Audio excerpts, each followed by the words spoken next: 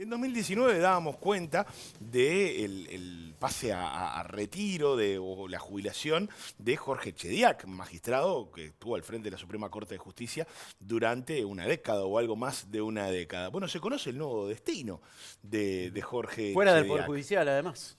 Sí, pero en un punto que también es clave, porque va a estar allí al frente de la Secretaría que lucha contra el lavado de activos y el financiamiento de terrorismo. Jorge Chediak, que está en Buen Día Uruguay. ¿Cómo le va? Buen día. Muy bien, gracias. Un gusto nuevamente estar con ustedes.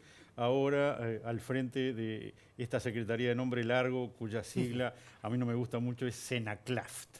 Pero Sí, bueno, no. Sí. no ligó. En el reparto de siglas no ligó. No. Y esto de terminar, egresar, ¿no? Como los 10 años cumplidos, como integrante de la Suprema Corte de Justicia, uno de los ministros de la Suprema Corte de Justicia, y cuando todo terminaba, por lo menos, ¿no? Digo, aparece esta oferta, que me imagino debe haber sido relativamente sorpresiva. Bastante sorpresiva, realmente lo que me había llegado por ustedes mismos, por los medios de comunicación, era la posibilidad de presidir la Junta de Transparencia y Ética Pública, que tenía un solo antecedente respecto de un colega, un brillante colega de Tribunal Civil Segundo, estamos hablando de 20 años ya, el doctor Eduardo Brito del Pino, a quien al finalizar su carrera en el Tribunal de lo Contencioso Administrativo se le había ofrecido justamente la presidencia de ese organismo, pero él en su momento declinó. Así que sí, no pensaba que me iban a ofrecer la Senaclaf. Realmente lo aprecio mucho, lo he tomado como un honor y realmente he descubierto lo que me decía mi padre, que trabajó, en realidad le dio un infarto trabajando a los 84 años y allí falleció, cuyo lema era "solo vive de veras quien no paga nunca", es decir, hay que seguir en actividad toda la vida. Bueno, y como decíamos, en un punto como la Secretaría, todavía no me va a salir la sigla, pero bueno, de a poco me hace acordar, Chediak, que es un experto en historietas, también parece una onomatopeya de los golpes de Batman. Algo así. Senaclaf. Ha habido en los últimos años un combate frontal al narcotráfico, pero también una situación que ha tendido a magnificarse, o sea, cada vez sabemos más que hay mayores operativos, que hay mayor despliegue, también que Uruguay ha sido punto de transacciones. ¿Cómo es el escenario que recibe y qué combate? ¿Hay que seguir en la misma línea? ¿Se va a buscar profundizar? ¿Hay que cambiar la estrategia?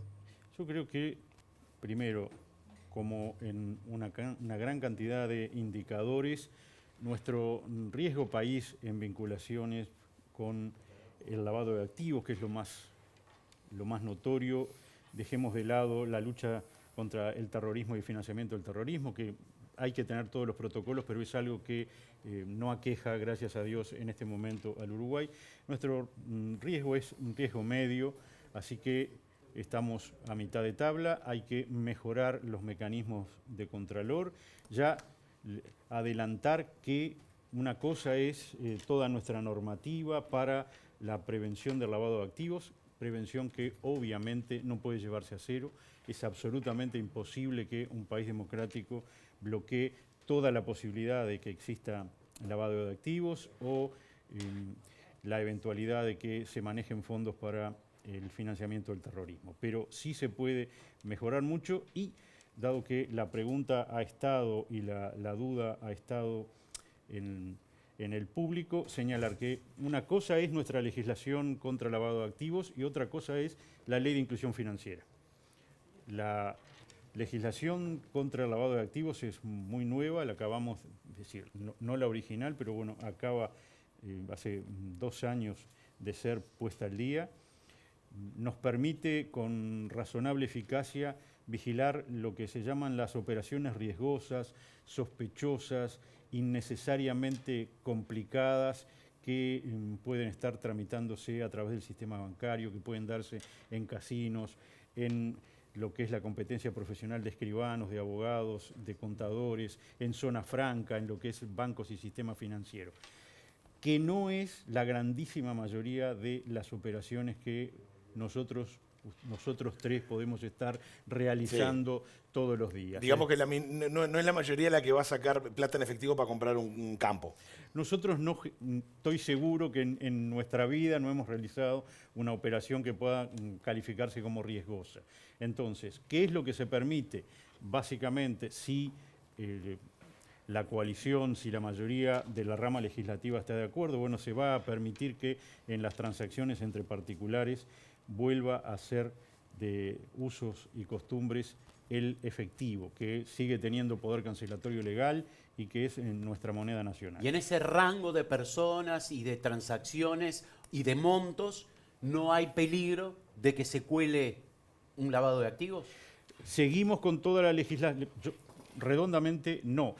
Eventualidad, sí. Ahora, puede pasar tanto manteniendo la veda de la utilización de efectivos que tenemos hoy, como volviendo a permitir el uso de que no es obligatorio el efectivo, de la modalidad de pago que se acuerde libremente en uso de la libertad civil y de comercio por parte de los particulares. Ahora, todo el control que los sujetos obligados, todos estos que decíamos, abogados, escribanos, contadores, bancos, casinos, zonas francas, toda esa normativa sigue vigente. Si en el manejo hoy a través del sistema financiero o mañana, si se aprueba por el Parlamento, en transacciones en efectivo se detectan estas operaciones, hay que aplicar los protocolos, lo que se llaman los protocolos de debida diligencia por parte de los profesionales, a los efectos de prevenir, abstenerse de realizar las operaciones que puedan tener un riesgo alto de estar vinculadas a lavado de activos y hacer las denuncias correspondientes. Y nosotros, los dos organismos que estamos en esto el sistema financiero está en la unidad de análisis financiero del Banco Central, que es la responsable, y lo que es el sistema no financiero en la CENACLAF. Acostumbrémonos a esta sigla horrible. Y eso va a seguir, y trataremos, sobre todo, teniendo la normativa ya afiatada, que el país ha logrado con ella sortear la última evaluación del año pasado en términos bastante buenos, que nos hace también el Gafilat, que es el organismo financiero latinoamericano que integramos y cuya cuota pagamos y que hace evaluaciones múltiples y evaluaciones bilaterales. Bueno, hemos cumplido razonablemente con una parte importante de las 40 recomendaciones que nos hacen o que nos hacemos a todos los países que integramos, que somos en este caso los países de Latinoamérica, y lo que hay que seguir haciendo es mejorando la aplicación de estos criterios preventivos. Básicamente, la mejor forma de luchar contra el lavado de activos es teniendo todos los mecanismos de prevención que lo eviten. Claro, es decir, el desafío sería liberalizar algunas transacciones sin que esto incida en índice de transparencia. Exactamente, exactamente.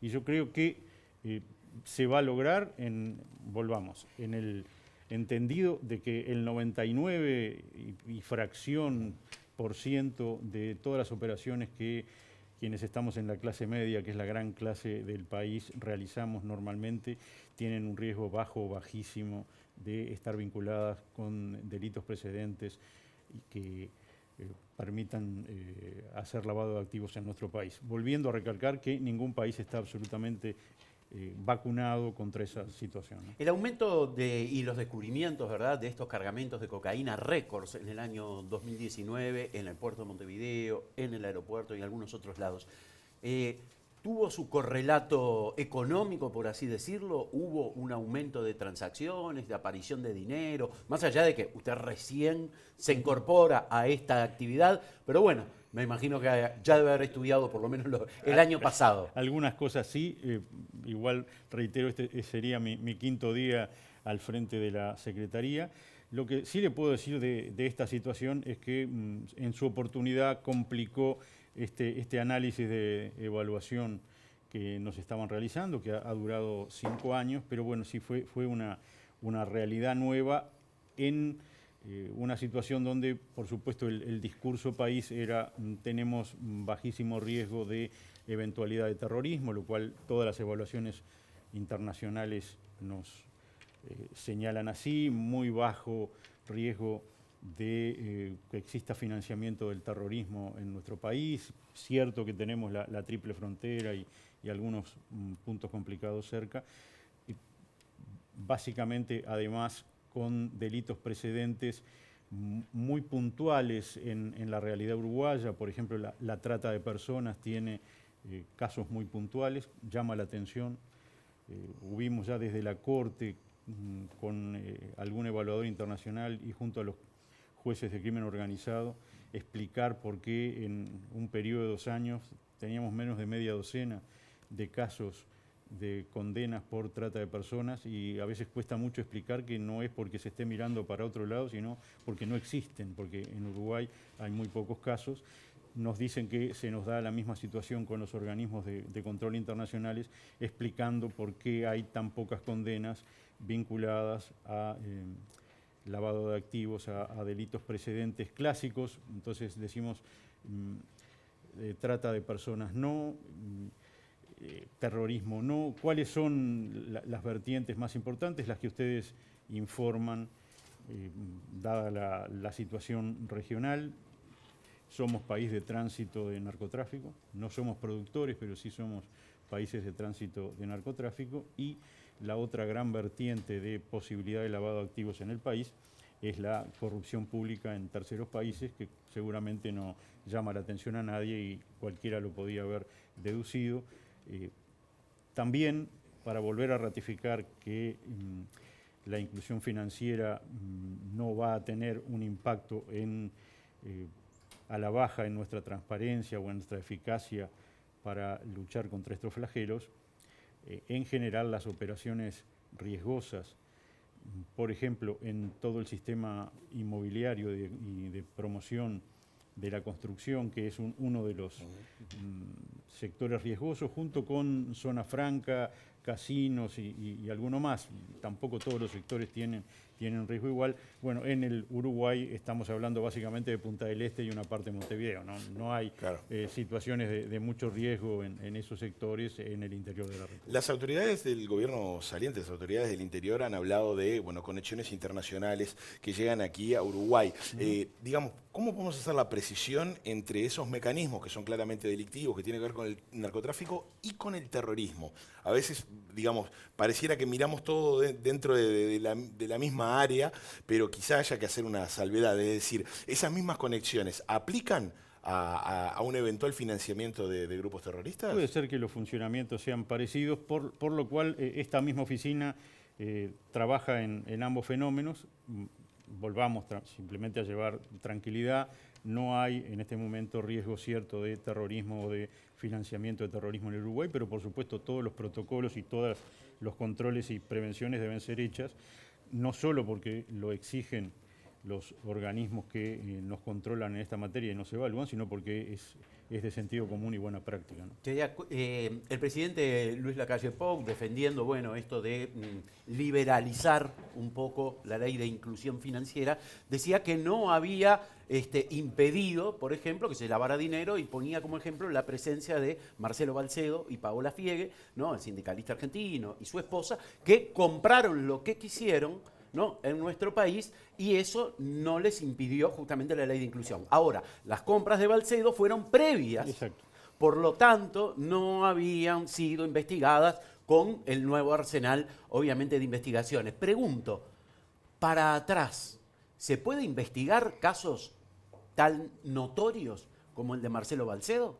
Sí se puede, teniendo presente que las potestades sancionatorias de la Secretaría van hasta 5 años después de que se terminó la operativa, sea la operativa riesgosa concreta o sea, en el caso de los profesionales, el cese de la relación profesional con la persona que pueda estar vinculada a estas operativas. Pero sí es verdad que hasta donde sé fue una operación fraccionada, no se compró la totalidad de esa inmensa propiedad en forma conjunta, sino que se fue haciendo de a poco.